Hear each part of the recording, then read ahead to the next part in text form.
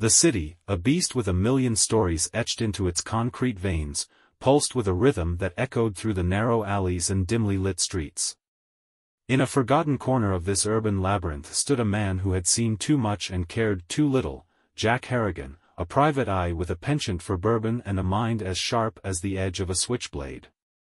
Harrigan's office, sandwiched between a pawn shop and a seedy jazz joint, reeked of stale tobacco and the bitterness of yesterday's failures.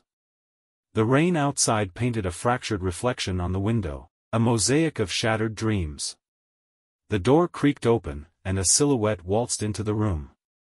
She had legs that reached heaven and a voice that could make the devil blush. Veronica Lane, a name as seductive as the dame herself. She wasn't just trouble, she was the kind of storm that left cities in ruins.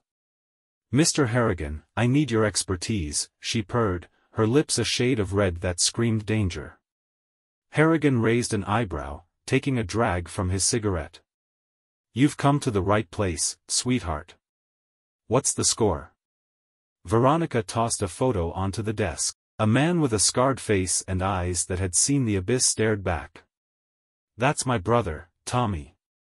He's mixed up with the wrong crowd, and I need you to find him before he becomes a ghost." The tale unfolded like a Noir symphony, each note darker than the last. Tommy had stumbled upon a racket involving dirty cops and a mob boss with a taste for blood.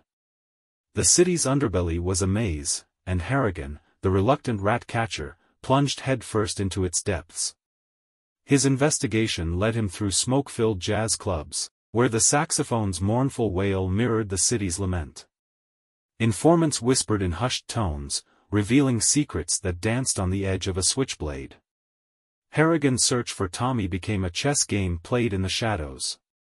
He navigated a city that had no mercy, leaving no stone unturned, no door unopened. Each step brought him closer to a truth that could ignite the city like a powder keg.